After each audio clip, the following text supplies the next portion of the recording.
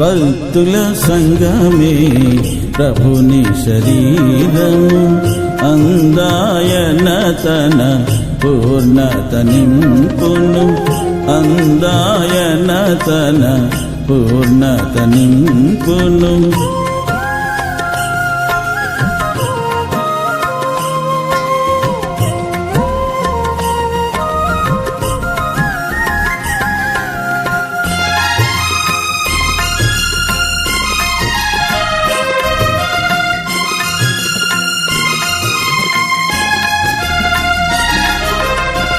ఒక్క శరీరమునకు శిరస్సునొకటేగా, ఒక్క శరీరమునకు శిరస్సునొకటేగా, సంగమునకు ప్రభువే శిరస్సుగా, సంగమునకు ప్రభువే శిరస్సుగా. భక్తుల సంగమే ప్రభుని శరీరము, అందాయన తన పూర్ణత నింపును, అందాయన తన పూర్ణత నింపును. ఆశీర్వాదాలన్నీ నావే. క్రీస్తే శిరస్సు. ప్రేమ కలిగి సత్యం చెప్పుచు క్రీస్తువలే ఉండుటకు మనం అన్ని విషయములలో ఎదుగుదము. ఆయన శిరస్సై ఉన్నాడు. ఆయన నుండి సర్వ శరీరము చక్కగా అమర్చబడి తనలోనున్న ప్రతి అవయవము తన పరిమాణము చొప్పున పనిచేయుచుండగా, ప్రతి కీలు వలన కలిగిన బలము చేత అతుకుబడి ప్రేమయందు తనకు క్షేమాభివృద్ధి కలుగునట్లు శరీరమునకు అభివృద్ధి కలుగు చేసుకునుచున్నది. ఎఫెసీ 4:15-16.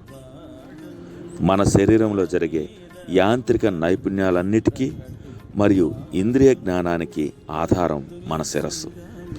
స్పర్శ అనేది తప్ప మిగిలిన ఇంద్రియ జ్ఞానాలన్నిటికీ నిలయం శిరస్సు. తలలో కూడా స్పర్శ ఉంటుంది.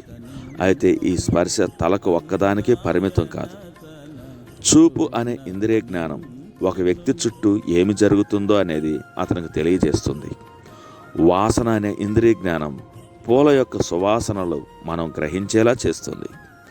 మన నాలుక మీద ఉండే లెక్కలేనన్ని రుచిమొగ్గలు ఒక చిన్న బర్గర్లో ఉన్న అనేక రుచులను గురించి మనకు తెలియజేస్తుంది. మన చెవులు ఉరుము శబ్దాన్ని మరియు గుసగుసల శబ్దాన్ని రెండింటినీ గ్రహిస్తాయి.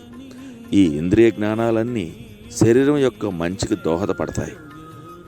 శరీరం పొందుకునే వివిధ రకాలైన వాటి గుణగ్రహణాలుగా సున్నితమైనవిగా మన జీవితాలను భద్రపరిచే ప్రథమ హెచ్చరిక వ్యవస్థలుగా పనిచేస్తాయి.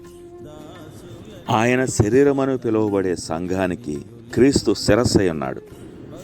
ఈ శరీరం యొక్క ఆరోగ్యానికి, దాని బాగోగులకు అవసరమైనవన్నీ ఈ శిరస్సు ద్వారా పొందుకుంటుంది. శరీరంలోని ప్రతి అవయవానికి అవసరమైన ఆహారాన్ని పొందుకునే సాధారణ పద్ధతి కేవలం శిరస్సు ద్వారా మాత్రమే.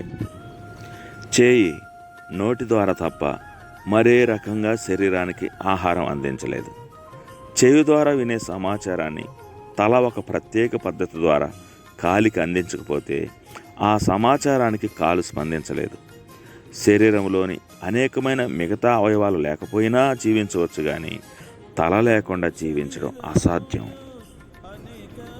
శరీరంలోని ప్రతి కీలు మరియు ప్రతి భాగం మొత్తం శరీర ప్రణాళికలో భాగంగా అందించే సరఫరా మీద మన శరీరం ఎదుగుదల, పరిపక్వత ఆధారపడి ఉంటుంది. ఊపిరితిత్తులు శరీరంలోని ప్రతి జీవకణానికి ఆక్సిజన్ సరఫరా చేస్తాయి. అవే కణాలకు గుండె రక్తం సరఫరా చేస్తుంది. ప్రతి కణంలోని నరాలు పనిచేస్తాయి, ప్రతిస్పందిస్తాయి. అయితే మెదడు నుండి వచ్చే ఖచ్చితమైన సంకేతాలు లేకుండా ఇవి వాటి విధులు నిర్వహించలేవు. ఒకదాని గురించి వివరించడానికి మరొక దానిని ఉపయోగించుకున్నట్టుకు వీలుగా దేవుడు మానవ శరీరాన్ని మరియు క్రీస్తు శరీరాన్ని అంటే సంఘాన్ని రెండింటినీ సృష్టించాడు.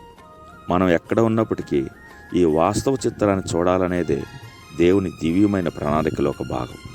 అయినప్పటికీ క్రీస్తు శరీరం అనే సంఘంలో ప్రతి సభ్యుడికి ఉండవలసిన ప్రాముఖ్యతను మనం సులువుగా విస్మరిస్తుంటాం. ఈ శరీరం అనే సంఘానికి శిరస్సుగా ఉన్నటువంటి క్రీస్తు చేస్తున్న ప్రతి కార్యాన్ని గుర్తించి ఆయన గౌరవించాలి అనే విషయాన్ని సులువుగా మర్చిపోతుంటాం.